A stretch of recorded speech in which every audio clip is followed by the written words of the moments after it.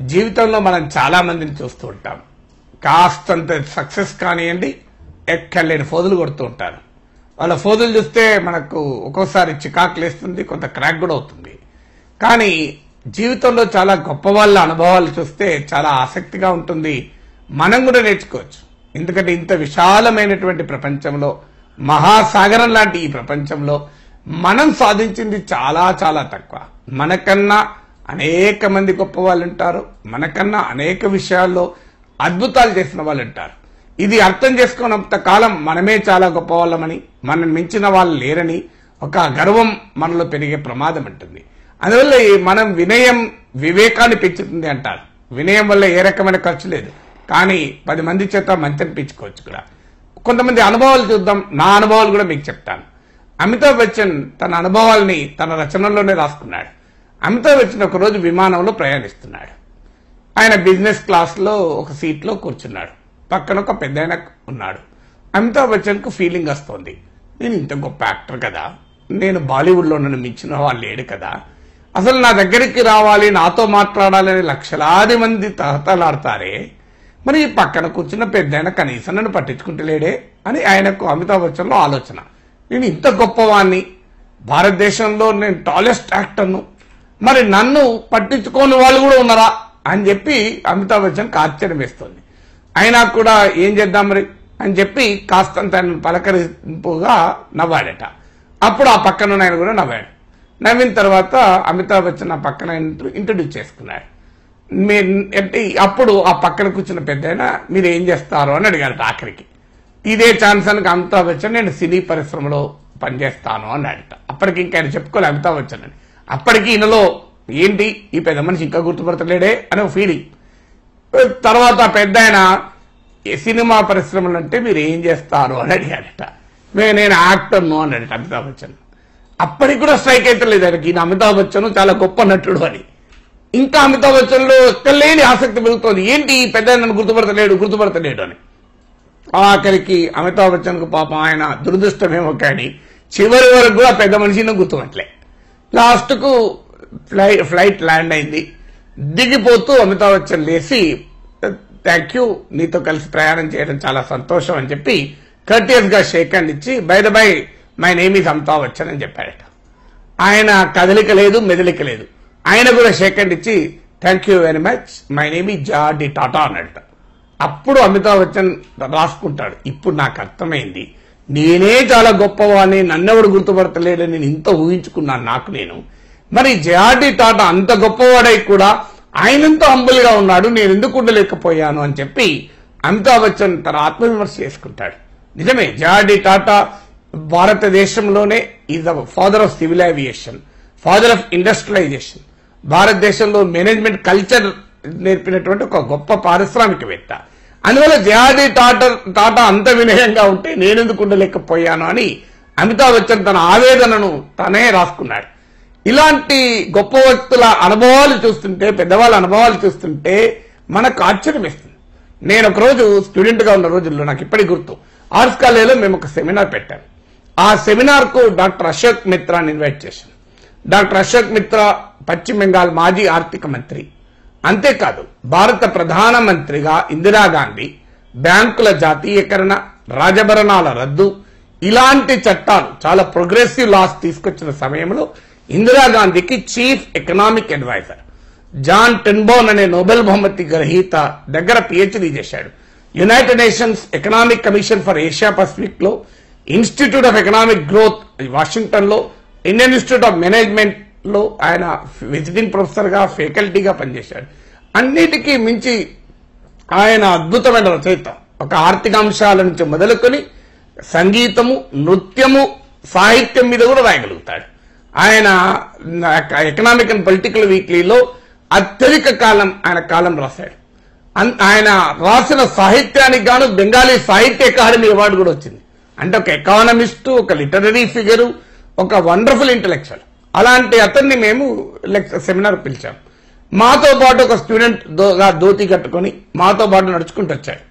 వస్తూ మేము ఏమన్నామంటే, సార్ మీటింగ్ టైం ఉంది సార్, ఇంకా ఈలోగా ప్రిన్సిపాల్ గారు మిమ్మల్ని రమ్మన్నారు, let us wait in the principal chamber అన్నాం.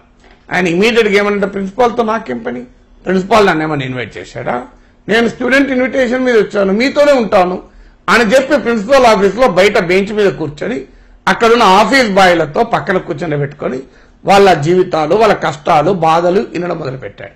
ఆశ్చర్యం, ఇంత గొప్ప ఎకానమిస్టు ఆయనతో కూర్చొని అర్ధగంట మాట్లాడడమే ఒక పెద్ద ప్రాసెస్ ఆఫ్ డెరైవింగ్ నాలెడ్జ్.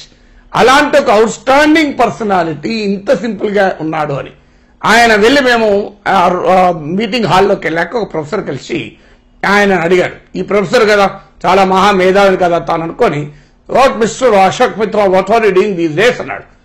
ఈ మధ్యకాలంలో ఏం చేస్తున్నారని. అశోక్ మిత్ర నవ్వి, ఐఎమ్ అన్ అన్ఎంప్లాయిడ్ అన్నాడు, నేను నిరుద్యోగి అని. అప్పుడు ఈయన మొక్క ఇంత అయింది. అందువల్ల ఒక వ్యక్తిలో ఉండేటువంటి గొప్పతనం, ఆ వ్యక్తిలో వినయాన్ని పెంచాలి, ఆ వ్యక్తిలో సంస్కారాన్ని పెంచాలి. ఇలాంటి వాళ్ళు చాలా మంది కనబడతారు మనకు. నేను కొన్ని నా వ్యక్తిగత అనుభవాలే మీతో షేర్ చేసుకుందామనే ఈ ప్రయత్నం. నేను స్టూడెంట్స్ ని తీసుకుని ఢిల్లీలో ఎడ్యుకేషనల్ టూర్కి వెళ్ళాను ఒక ఫ్యాకల్టీ మెంబర్గా. ఆనాడు ప్రైమ్ మినిస్టర్ గా అటల్ బిహారీ వాజ్పేయి. సహజంగా మా ఎడ్యుకేషనల్ టూర్ లో ఉండేది ఏంటంటే ప్రధానమంత్రిని కూడా కలుస్తాం. వాజ్పేయి గారి ఇంటికి వెళ్ళాం కలవటానికి. ఆ లాన్స్ లో మమ్మల్ని కూర్చొని పెట్టారు, ముందు చేరేశారు ప్రైమ్ మినిస్టర్ కూర్చోటానికి. నేను స్టూడెంట్స్ తో పాటు కూర్చున్నాను. పక్కన ఇంకో చేరున్నా కూడా కూర్చొని సాహసం చేయలే, ఎందుకంటే ప్రైమ్ మినిస్టర్ పక్కన కూర్చునేటువంటి ధైర్యం చేయలే. I was just very young, 30 years లో ఉన్న యంగ్ ప్రొఫెసర్ను. సో అప్పుడు వాజ్పేయి గారు చూశాను, నన్ను చూసి మీరు ఇటు రండి అని చెప్పి ఆహ్వానించాడు పక్క సీట్లోకి. లేదు సార్, నేను I'm comfortable with my students అన్నాడు. వాజ్పేయి గారికి అర్థమైంది ఈయన హెసిటేట్ చేస్తున్నాడు, నా పక్కన కూర్చున్నాడు. కానీ నవి, mister Nageshwar, I may be the prime minister of the country but you are the prime minister for your class అన్నాడు. मैं देश का प्रधानमंत्री हूं मगर आपका क्लास को आप ही प्रधानमंत्री है అన్నాడు. అంటే నీ క్లాస్ కు నీవే ప్రధానమంత్రి అన్నాడు. సో అంతటి హ్యూమిలిటీ మనకు కనబడుతుంటే అది ఆశ్చర్యం వేస్తుంది. అలాగే అదే టూర్ లో మేము ఈఎంఎస్ నంబూద్రిపాద్, సిపిఐఎం అఖిల భారత ప్రధాన కార్యదర్శిగా ఉండే ఆయన కలవటానికి వెళ్ళాం. అప్పటికి పార్టీ ఆఫీస్ కు మేము చేరే టైంకి లంచ్ టైం. సహజంగా పిల్లలందరం మేము కూడా లంచ్కి వెళ్ళాం క్యాంటీన్లో, ఆ పార్టీ ఆఫీస్లో ఉన్న క్యాంటీన్లో లంచ్కి వెళ్ళాం. మాతో పాటు పక్కన ఒక ముసలాయన కూర్చొని లంచ్ చేస్తున్నాడు. ఆయన ఎవరో మాకు అప్పటికి ఇంకా తెలియదు, ఆ రోజుల్లో ఇంకా టీవీలు కూడా పాపులర్ లేదు. సో ఆయన ఫుల్ చలికాలం అది, సో స్వెటర్స్ కోట్లు వేసుకుని ఉన్నాడు, అందుకే ఎవరు గుర్తుపట్టలే. పక్కన కూర్చున్నారు, మాతో పాటు భోజనం చేశాడు. ఆ పార్టీ ఆఫీస్లో ఒక ప్రాక్టీస్ ఏంటంటే ఎవరి ప్లేట్ వాళ్లే వెళ్లి కడిగి ఆడపెట్టాలి. సో మాలాగానే ఆయన కూడా లైన్లో నిలబడ్డాడు, ఫుడ్ వేయించుకున్నాడు, తిన్నాక వెళ్లి ప్లేట్ కడిగి అక్కడ పెట్టాడు. తర్వాత వెళ్లి మేము కలవటానికి పోయేవరకు ఈ పెద్ద మనిషి ఉన్నాడు. ఆయనే ఈఎంఎస్ నంబూద్రిపాద్, భారతదేశంలో ప్రపంచంలోనే తొలి ఎలక్టెడ్ కమ్యూనిస్ట్ చీఫ్ మినిస్టర్, ఓ గొప్ప స్కాలర్. కేవలం ఒక రాజకీయ నాయకుడే కాకుండా అనేక అంశాలపైన, చివరకు వేదాంగాలపైన కూడా పండితుడు. ఒక భారతదేశంలో చరిత్ర, రాజనీతి శాస్త్రం, తత్వశాస్త్రం, ఆదిశంకరాచార్యుని తత్వం నుంచి భారత స్వాతంత్రోద్యమ చరిత్ర వరకు అనేక అంశాలపైన పుస్తకాలు రాసినటువంటి ఒక మహామేధావి. అలాంటి వ్యక్తి సాధారణంగా ఒక విద్యార్థుల పక్కనే కూర్చొని, అడావుడు లేదు, పక్కన వెళ్ళలేరు. ఆయన అప్పటికే భారత కమ్యూనిస్ట్ పార్టీకి అఖిల భారత ప్రధాన కార్యదర్శి. అలాంటి వ్యక్తి మాతో పాటు భోజనం చేసి ప్లేట్ కడుక్కొని మళ్ళీ ప్లేట్ పెట్టి వెళ్ళిపోయారు. సో ఇలాంటి లీడర్స్ ని చూసినప్పుడు, ఇలాంటి వ్యక్తులను చూసినప్పుడు ఒక్కొక్కసారి మనకే అనిపిస్తుంది, ఏంటి మనం are we living up to their standards అని, ఆ స్థాయిలో వారి ప్రమాణాలకు తగ్గట్టుగా మనం ఉన్నామా అని. అలాగే ఇంకో అనుభవం చెప్తాను. మీడియా డెలిగేషన్ లో ఒకసారి ఆనాటి పశ్చిమ బెంగాల్ ముఖ్యమంత్రి అయినటువంటి జ్యోతి బసు గారితో నేను ప్రయాణం చేశాను. లంచ్ టైంలో గెస్ట్ హౌస్ లో ఆగాము, అందరం లంచ్ చేశాము. లంచ్ చేసిన తర్వాత జ్యోతి బసు కూడా లంచ్ అయిపోయింది. ఆయన లేచి పక్కన సెక్యూరిటీ ఆఫీసర్తో అన్నాడు, షుడ్ వి మూవ్ అని, మనం బయలుదేరదామా అన్నాడు. వెంటనే ఒక విఐపీ బయలుదేరదామన్న తర్వాత అంతా హల్చల్ అయ్యారు, అందరూ యాక్టివ్ అయిపోయారు. మేము 4 అడుగులు ముందుకేసాం, జ్యోతి బసు గారు 4 అడుగులు ముందుకేసాక ఆయనకు ఎందుకు అనుమానం వచ్చింది. ఒక్కసారి ఆగి పక్కనున్న సెక్యూరిటీ ఆఫీసర్ని అడిగాడు, డ్రైవర్స్ భోజనం చేశారా అన్నాడు. Did drivers have the lunch అన్నాడు. సెక్యూరిటీ ఆఫీసర్ ఇమీడియట్ రియాక్షన్ ఏంటంటే, no don't worry sir, let us go sir, they will have it later అన్నాడు. వాళ్ళు తర్వాత తింటారులే, ఏం పర్వాలేదు అన్నాడు. వెంటనే Jyoti Basu, you may not worry but I will worry అన్నాడు. అని let them have it. First వాళ్ళు భోజనం చేశాక బయలుదేరదాం, కొంపలు మునిగేది ఏం లేదు అన్నాడు.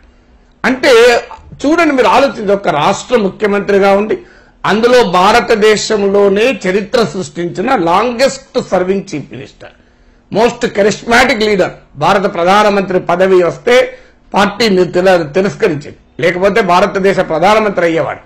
అలాంటి నాయకుడు తన కార్ డ్రైవర్లు తిన్నారా లేదా, కార్ డ్రైవర్ భోజనం చేశాకనే నేను వెళ్తాను అన్నాడు. అంటే ఇంతటి హ్యూమిలిటీ మనకి ఎంతమంది నాయకుల్లో కనబడతారు చూడండి. రోజంతా తిప్పించుకున్నా వాడికి తిన్నడా తినలేదా, తిండి తిప్పలు ఏది పట్టించుకోరు. సో ఆ రకమైనటువంటి అనుభవాలు మనం చూస్తుంటాం. అందువల్ల ఇలాంటి లీడర్స్ మనకు చాలా మంది కనబడతారు. ఒకసారి ఆల్బర్ట్ ఐన్స్టైన్ ఒక రైల్లో ప్రయాణం చేస్తున్నప్పుడు పక్కన కూడా ఒక యంగ్ మ్యాన్ కూర్చున్నాడు. ఆ రోజుల్లో టీవీలు లేవు కనుక నన్ను గుర్తుపెట్టినట్టుగా ఆల్బర్ట్ ఐన్స్టైన్ గుర్తుపెట్టే పరిస్థితి లేదు. ఈ ముసలైన పక్కనే ఆ పెద్ద చిన్న యువకుడు కూర్చున్నాడు. ఆల్బర్ట్ ఐన్స్టైన్ తన ఖర్చులన్నీ రాసుకుంటున్నాడు. ఎంత, ఒక 25 పైసలు టాంగా, 30 పైసలు పలహారం అని, టిఫిన్ అని రాసుకుంటున్నాడు. అవన్నీ టోటల్ వేస్తే ఎప్పుడు కరెక్ట్ వస్తలేదు, ఆ టోటల్ రాంగ్ వస్తుంది. పక్కన యంగ్ మ్యాన్ చూసి, you are very young, can you do this for me, దీన్ని కూడిక చేసి పెడతావా అన్నాడు. ఈ యంగ్ మ్యాన్ వెంటనే కూడిక చేసి ఇచ్చి, తాత తీసుకో అన్నాడు. అన్న తర్వాత మాటల్లో ఆ పెద్ద మనిషి అడిగాడు తల్లి, బాబు ఎక్కడికి పోతున్నావు అన్నాడు. అప్పుడు అతను యంగ్ మ్యాన్ అన్నాడు, ఆల్బర్ట్ ఐన్స్టైన్ అనే గొప్ప శాస్త్రవేత్త ఉన్నాడు, ఆయన లెక్చర్ వినటానికి వెళ్తున్నా అన్నాడు. ఆయన ఈ లోపల యంగ్ మ్యాన్ ఆ ముసలాయన కూడా అడిగాడు, మరి మీరెక్కడికి వెళ్తున్నారు తాత అన్నాడు. నేను కూడా ఐన్స్టైన్ స్పీచ్ వినటానికే వెళ్తున్నా అన్నాడు. వెంటనే యంగ్ మ్యాన్, ఏమనుకోకండి తాత, ఇది టోటలే చేరాలేదు, నీకు ఆల్బర్ట్ ఐన్స్టైన్ లెక్చర్ అర్థమవుతుందా అన్నాడు. ఏదో ప్రయత్నం చేస్తా అన్నాడు. ఇద్దరు రైలు దిగారు, ఎక్కడో అక్కడ వెళ్ళిపోయారు.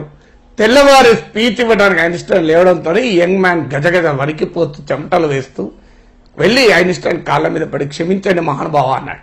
అప్పుడు ఆల్బర్ట్ ఐన్స్టైన్ నవ్వి, ఏం లేదు నాయన, I know everything except the addition, you do not know anything except addition అన్నాడు. నాకు ఈ కూడికలు తప్ప అన్నీ తెలుసు, నీకు అన్ని కూడికలు తప్ప ఇంకేమీ తెలియదు అన్నాడు. సో అందువల్ల ఒక హ్యూమిలిటీ ఉంటే ఈ రకమైన ఎక్స్పీరియన్స్ ఉండదు ఎవరు అంతే. అందువల్ల ఒక మనిషి what kind of life you lead, how it's not a question of నీవే గ్రేట్ కాదు. మనం చాలా మంది ఏమనుకుంటామంటే మన జీవితంలో సాధించిన కొద్దిపాటి achievement, yes we should be proud of our achievement, దాంట్లో డిస్ప్యూట్ లేదు. There is a very thin demarcation line between self respect and arrogance. ఆత్మగౌరవానికి అహంభావానికి మధ్య చాలా చిన్న సన్నని విభజన రేఖ ఉంది. It's a very thin demarcation line. Self respect is essential, ఆత్మగౌరవం ఉండాలి, కానీ అదే సమయంలో అహంభావం ఉండకూడదు. ఈ రెండు ఒకే రకంగా కనబడచ్చు.